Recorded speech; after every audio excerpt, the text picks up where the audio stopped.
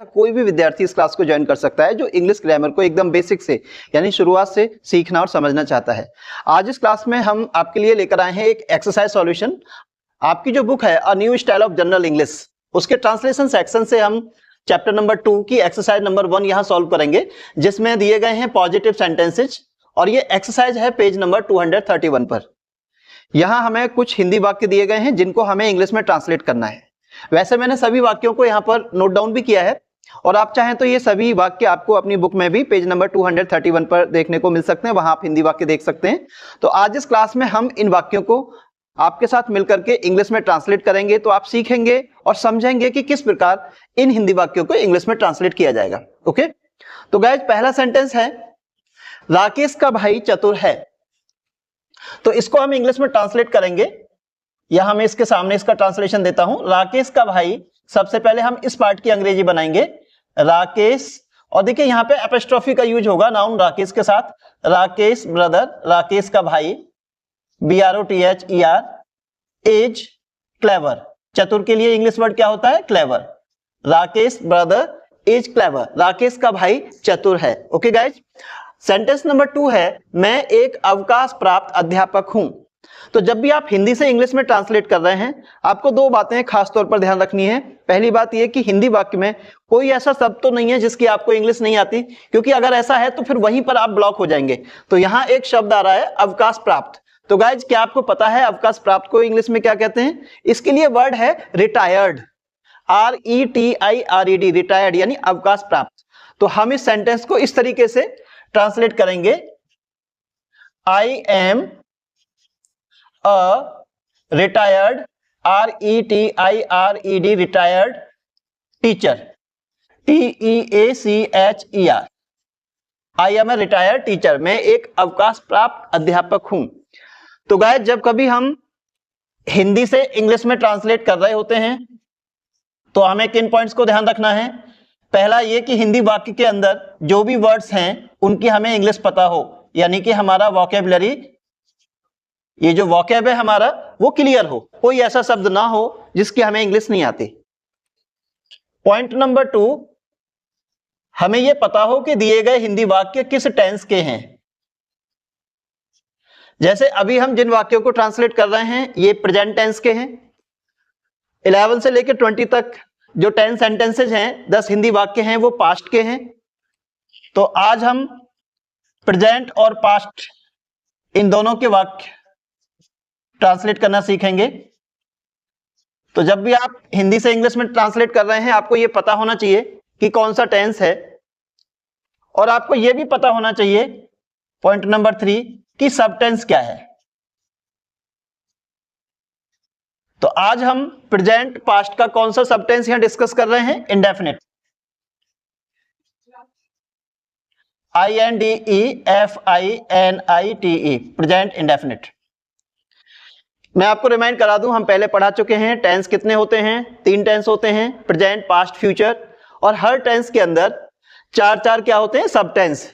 सब टेंस में क्या आता है? पहले नंबर पर इंडेफिनिट, फिर कॉन्टिन्यूअस, परफेक्ट और परफेक्ट कॉन्टिन्यूअस। तो गाइस इस तरीके से आपको ये 3 बातें क्लियर होनी चाहिए। नंबर 1, वोकैब क्लियर होना चाहिए, यानी हिंदी में वाक्य जो दे रखा है उसमें कोई शब्द ऐसा तो नहीं है जिसकी इंग्लिश आपको नहीं आती। नंबर 2, आपको पता होना चाहिए कि जो हिंदी वाक्य है उसका टेंस क्या है और उसका सब टेंस क्या है, यानी अगर वो प्रेजेंट में है तो प्रेजेंट में कौन सा है। तो यहां हम जो वाक्य डिस्कस कर रहे हैं वो प्रेजेंट इंडेफिनिट के या पास्ट इंडेफिनिट के होंगे। और नंबर 4, हमें पता होना चाहिए कि जिस टेंस या सब टेंस को हम डील कर रहे हैं उसमें स्ट्रक्चर क्या आता है। STRUCTURE, स्ट्रक्चर का मतलब क्या होता है स्टूडेंट्स? स्ट्रक्चर का मतलब यह है कि जब भी हम किसी भी टेंस में होते हैं तो एक निश्चित पैटर्न है जो हमें फॉलो करना होता है। हमें वर्ब की फॉर्म एक निश्चित फॉलो करनी होती है कि इस टेंस में ये वाली फॉर्म आएगी, ये हेल्पिंग वर्ब आएगी, इसके बाद ये आएगा, इससे पहले ये आएगा। ये सारी चीजें क्या होती हैं? स्ट्रक्चर। तो यहां जो हम एक्सरसाइज करेंगे या कर रहे हैं, इसमें जो स्ट्रक्चर आएंगे वो ये 2 होंगे। प्रेजेंट के अंदर देखिए ये 2 स्ट्रक्चर आएंगे यहां पर। पहला है subject plus is, am, are plus complement. एक तो ये स्ट्रक्चर आएगा, और दूसरा स्ट्रक्चर आएगा यहाँ पे subject plus main verb first form plus main verb first form plus S plus object plus complement. Present के अंदर हम ये दो स्ट्रक्चर फॉलो करेंगे। यहां जिन हिंदी वाक्यों के अंत में ता है, ती है, ते हैं ऐसे शब्द नहीं हैं, उनमें ये स्ट्रक्चर लगेगा। सबसे पहले सब्जेक्ट सिंगुलर है तो इज, सब्जेक्ट अगर आई है तब आपको एम लेना है, और सब्जेक्ट प्लूरल है तो आर लेना, उसके बाद कॉम्प्लीमेंट। जैसे मेरा मित्र परिश्रमी है, my friend is laborious, right. और जिन हिंदी वाक्यों के अंत में ता है, ती है, ते हैं ऐसे शब्द आते हैं, जब आप उन वाक्यों की अंग्रेजी बनाएंगे तो आपको ये स्ट्रक्चर फॉलो करना है। सबसे पहले सब्जेक्ट अगर प्लूरल है तो मेन वर्ब की फर्स्ट फॉर्म लेंगे आप, जिसे आप रूट फॉर्म भी कहते हैं, उसके बाद ऑब्जेक्ट फिर कॉम्प्लीमेंट। लेकिन अगर सब्जेक्ट सिंगुलर है तो मेन वर्ब की फर्स्ट फॉर्म में एस आएगा, क्योंकि एस लगाने से फर्स्ट फॉर्म क्या हो जाती है, सिंगुलर। तो सब्जेक्ट सिंगुलर है तो आप सिंगुलर फॉर्म लेंगे, उसके बाद ऑब्जेक्ट फिर कॉम्प्लीमेंट। तो यहां हम इन दो तरह के स्ट्रक्चर्स को फॉलो करेंगे। और जब हम पास्ट के सेंटेंस लेंगे तो पास्ट में भी हम दो तरह के स्ट्रक्चर्स यहां फॉलो करेंगे। एक तो होगा ये वाला स्ट्रक्चर जहां हम सब्जेक्ट के साथ वॉज वर्ब का यूज करेंगे और उसके बाद कॉम्प्लीमेंट। जैसे अशोक एक राजा था, तो सब्जेक्ट अशोक, सिंगुलर सब्जेक्ट है तो वाज अ किंग, ये क्या हो गया, कॉम्प्लीमेंट। अगर प्लूरल सब्जेक्ट होता तो हम वर लेते। और दूसरा स्ट्रक्चर आता है पास्ट इंडेफिनिट के अंदर, सब्जेक्ट प्लस मेन वर्ब की second form plus object plus complement. Example देखिए, सर ने मुझे बुलाया, subject sir called me, right. अगर आगे कुछ दे रखा है तो हम आगे कॉम्प्लीमेंट में उसे ले लेंगे। तो सर कॉल्ड मी, तो आप ध्यान रखें यहां दो तरह के स्ट्रक्चर्स यूज होंगे, प्रेजेंट में भी और पास्ट में भी। ये चीजें थोड़ा बीच बीच में समझना जरूरी है गाइज, क्योंकि अगर आप ये नहीं समझ पाएंगे कि कहाँ क्या सिस्टम चल रहा है तो आप केवल उसे नोट करेंगे, रटेंगे, लेकिन समझ नहीं पाएंगे। मेरी कोशिश है कि छोटी छोटी चीजें आपको मैं बताता रहूं, जिससे कि आगे चल के आपको कोई दिक्कत नहीं आए। तो देखिए, सेंटेंस नंबर 2 था I am a retired teacher. अब हम आते हैं सेंटेंस नंबर 3, सेठ बिरला बहुत ही अधिक धनी हैं।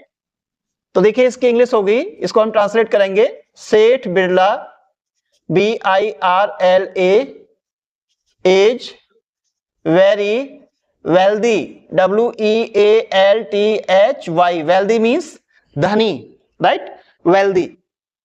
सेंटेंस नंबर 4, गांव का किसान निर्धन होता है। तो गाइस इसको ट्रांसलेट करेंगे, the farmer FARMER of the village VILLAGE is poor, the farmer of the village is poor। अगला वाक्य है, मेरा सबसे प्रिय पुत्र महेश बहुत मोटा है। इसका इंग्लिश ट्रांसलेशन होगा, मेरा सबसे प्रिय पुत्र। सबसे पहले हमें इसकी इंग्लिश बनानी है गाइज, मेरा सबसे प्रिय पुत्र, my dearest, DEAREST, my dearest son, मेरा सबसे प्रिय पुत्र। महेश, MAHESH, महेश में एम हमें कैपिटल केस में रखना है क्योंकि ये प्रॉपर नाउन है और प्रॉपर नाउन का फर्स्ट लेटर कैपिटल केस में आता है। महेश इज वेरी फैट, बहुत मोटा है। मेरा सबसे प्रिय पुत्र महेश बहुत मोटा है। My dearest son Mahesh is very fat. तो गाइस अगला वाक्य है, महेश का सबसे छोटा भाई परिवार में सबसे अधिक लंबा है। इसको हम इंग्लिश में ट्रांसलेट करेंगे, लेकिन मुझे उसके लिए यहाँ आगे थोड़ा स्पेस बढ़ाना पड़ेगा, इसलिए मैं इसको यहाँ पे अरेंज करता हूँ। ओके गाइज, क्योंकि अगर मैं ऐसा नहीं करता हूँ तो ये वाक्य आ नहीं पाएगा, क्योंकि इसकी लेंथ ज़्यादा है। अब मैंने इसको वाइप कर दिया है। अब हम इस वाक्य को बना सकते हैं, महेश का सबसे छोटा भाई। सबसे पहले हम इसकी इंग्लिश लेंगे, महेश का सबसे छोटा भाई, महेश एपोस्ट्रोफी एस, सबसे छोटा भाई, यंगेस्ट ब्रदर। तो यहाँ पे अभी हमने जो इंग्लिश लिखी है ये है महेश का सबसे छोटा भाई। इस पार्ट की। महेश का सबसे छोटा भाई परिवार में सबसे अधिक लंबा है। Is the tallest, TALLEST, in the family, FAMILY। Mahesh youngest brother is the tallest in the family. अब अगला वाक्य है नंबर 7, मेरा पुत्र रमेश चतुर और परिश्रमी है। इसका ट्रांसलेशन होगा माई सन रमेश इज, चतुर के लिए इंग्लिश वर्ड क्या है गाइज? क्लेवर। और परिश्रमी के लिए hard working, HARD, hard, WORKING। तो ट्रांसलेशन हो गया my son Ramesh is clever and hard working. Guys अगला वाक्य है ईश्वर सर्वशक्तिमान, सर्वव्यापी और दयावान है। सर्वशक्तिमान यानी ऑमनीपोटेंट, सर्वव्यापी यानी ऑमनीप्रेजेंट, और दयावान यानी मर्सीफुल। तो आपको हर एक हिंदी शब्द की इंग्लिश पता होनी चाहिए, जब भी आप ट्रांसलेट कर पाओगे। गॉड इज ऑमनीपोटेंट यानी सर्वशक्तिमान, ऑमनीप्रेजेंट, OMNIPRESENT, ऑमनीप्रेजेंट यानी सर्वव्यापी, एंड मर्सीफुल, MERCIFUL, मर्सीफुल यानी दयावान। तो गाइस इसकी इंग्लिश होगी गॉड इज ऑमनीपोटेंट, ऑमनीप्रेजेंट एंड मर्सीफुल। अगला वाक्य है आज तुम्हारी माताजी तुम्हारे परीक्षा फल से बहुत अधिक प्रसन्न हैं। इसका ट्रांसलेशन होगा today, comma, your mother, today your mother is very happy, today your mother is very happy with your exam results, RESULT। Today your mother is very happy with your exam results। आज तुम्हारी माताजी तुम्हारे परीक्षा फल से बहुत अधिक प्रसन्न हैं। गाइज नेक्स्ट वाक्य है नंबर 10, कुंबले भारत का सर्वश्रेष्ठ गेंदबाज है। तो इसको ट्रांसलेट करेंगे हम, कुंबले इज द, सर्वश्रेष्ठ के लिए क्या आएगा? Best, good, better, best, superlative degree है ये गुड की। कुंबले इज द बेस्ट, गेंदबाज के लिए वर्ड क्या आएगा guys? BOWLER, bowler. Kumble is the best bowler in India. Kumble Bharat का सर्वश्रेष्ठ गेंदबाज है। अब हम आगे की जो सेंटेंसेज हैं यानी हिंदी वाक्य हैं 11 से लेकर 20 नंबर तक, इनको ट्रांसलेट करेंगे और ये सभी किस में है? पास्ट में। तो पहला वाक्य है केशवदेव शर्मा मेरा सबसे प्रिय मित्र था। तो इसको ट्रांसलेट किया जाएगा सबसे पहले subject, Keshavdev Sharma was my best friend, सबसे प्रिय मित्र, best friend. Keshavdev Sharma was my best friend। अगला वाक्य है पृथ्वीराज चौहान कन्नौज नरेश जयचंद के शत्रु थे। तो सब्जेक्ट सबसे पहले Prithviraj, PRITHVI, Prithviraj Chauhan was the enemy, Prithviraj Chauhan was the enemy of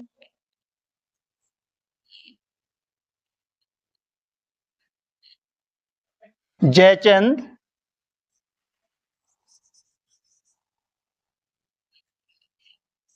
the ruler of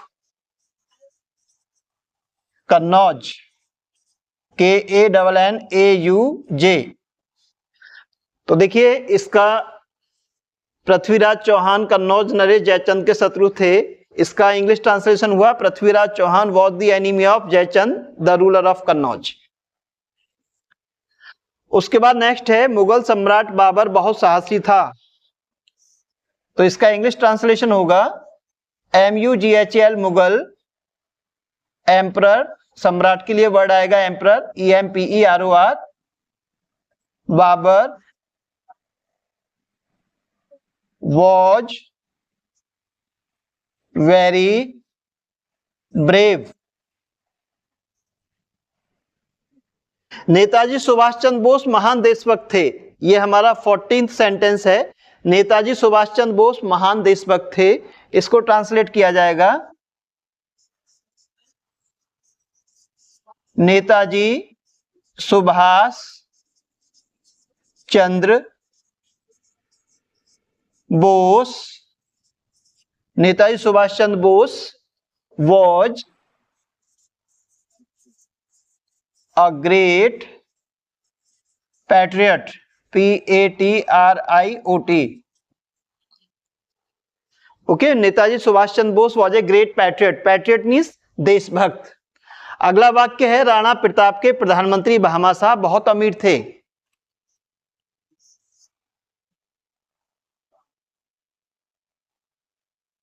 Bahama Shah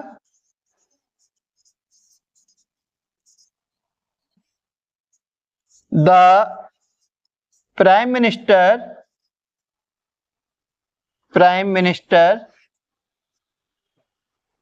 Bahama Shah the prime minister of Rana Pratap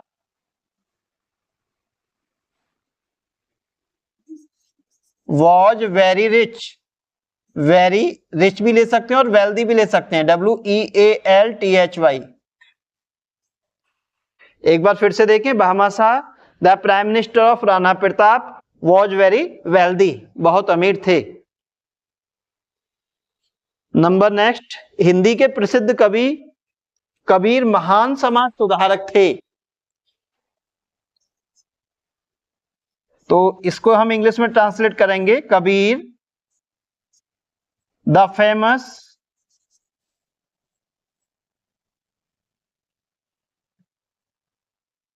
poet of Hindi, Kabir the famous poet of Hindi was a great social reformer, REFORMER। समाज सुधारक को अंग्रेजी में क्या कहते हैं guys? Social reformer. Kabir the famous poet of Hindi was a great social reformer। Next है शंकराचार्य भारत के सर्वश्रेष्ठ दार्शनिक थे। तो इसको इंग्लिश में ट्रांसलेट करना है Shankaracharya SHANKRA Shankaracharya was the सर्वश्रेष्ठ के लिए वर्ड आएगा best. Shankaracharya was the best. और गाइस दार्शनिक के लिए इंग्लिश वर्ड होता है philosopher, PHILOSPHER। Shankaracharya was the best philosopher of India. अगला वाक्य है सुल्तान नसरुद्दीन आदर्शवादी बादशाह थे। ट्रांसलेट करेंगे सुल्तान Nasruddin NASIR Nasir Uddin was an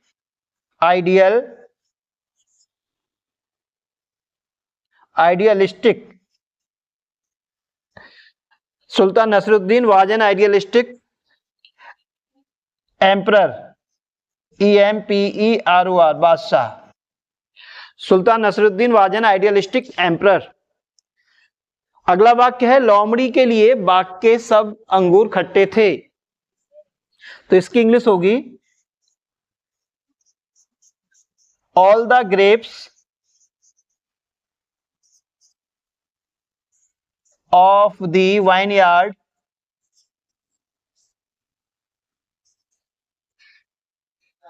all the grapes of the vineyard were sour for the fox।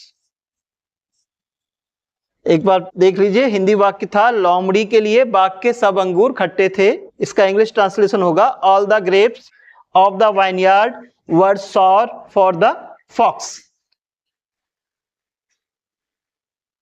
इस एक्सरसाइज का लास्ट वाक्य है तुम्हारे भाई कल कक्षा से बुखार के कारण अनुपस्थित थे। तो योर ब्रदर वॉज, अनुपस्थित के लिए इंग्लिश वर्ड आएगा absent. Your brother was absent from the class, कक्षा से।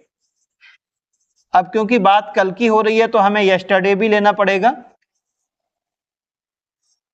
Your brother was absent from the class yesterday, कारण भी बताना पड़ेगा, बुखार के कारण, ड्यू टू फीवर। राइट, तो एक बार देखिए, हिंदी वाक्य था तुम्हारे भाई कल कक्षा से बुखार के कारण अनुपस्थित थे। तो इसका इंग्लिश वाक्य होगा, ट्रांसलेशन होगा your brother was absent from the class yesterday due to fever. तो गाइज आज हमने एक्सरसाइज 1 के फर्स्ट 2 पार्ट को सॉल्व किया। अपने अगले वीडियो में हम आगे की एक्सरसाइजेस सॉल्व करेंगे और मुझे पूरी उम्मीद है कि आपको इस एक्सरसाइज में जो भी डाउट्स थे वो सब क्लियर हो गए होंगे। अगर फिर भी कोई क्वेश्चन है आपका तो आप कमेंट बॉक्स में उसको शेयर करिए, हम आपके क्वेश्चन का जवाब जरूर देंगे। मेरा उद्देश्य ये है कि हर वो स्टूडेंट जो अंग्रेजी में थोड़ा अपने आप को वीक मानता है उसको मैं सपोर्ट कर सकूं, ओके, और उसकी प्रॉब्लम्स को सॉल्व कर सकूं। लेकिन आपको कमेंट करके मुझे बताना है कि कहां पर आपके सामने क्या इश्यू आ रहा है।